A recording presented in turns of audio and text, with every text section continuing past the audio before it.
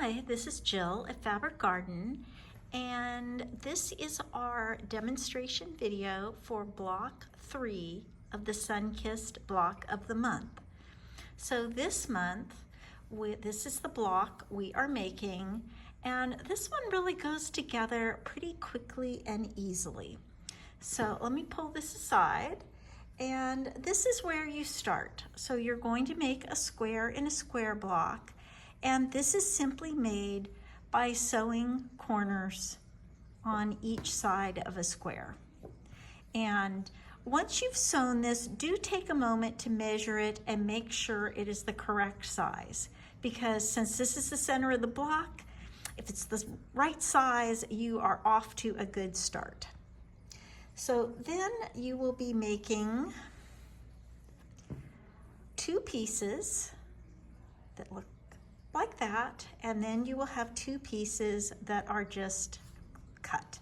So you will then sew the solid pieces to each side and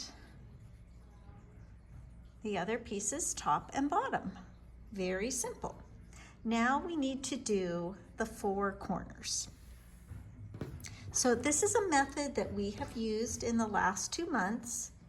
You are going to start out with a blue square, this blue honeycomb square, and you are going to add a folded corner on either side. So you're going to add a large folded corner, top left, bottom right, and then you are going to add a second folded corner of the bee honeycomb, just sewing and pressing up. And I just, the pattern has you sew these on, trim to a 1/4 inch, and then press. This takes a smidge more work, but the importance of this piece, this is the outside edge of your block. If it's wonky or droopy, your block is going to be wonky or droopy. So what I like to do is when I go to the ironing board, I know this blue square was the correct size. I fold this up, make sure it matches, and I press. And then I know it's nice and square, it matched the background. Then I go and I trim that 1/4 inch off, and I know that I have a beautifully square block with no droopy corners or anything like that. So just that little simple extra step of pressing first and then trimming after, I think really makes a difference. So after the square, you have the square, you're actually just going to cut it from corner to corner to make 2 pieces. And it is those pieces that sew on each side. Now, you want your block to be square, so you can't just willy-nilly lay this piece on. You want to find the center. So you haven't sewn these on, you want to fold these. Just do a little finger press to find the center. And the same thing with your blue triangle. You're going to finger press it, find the center.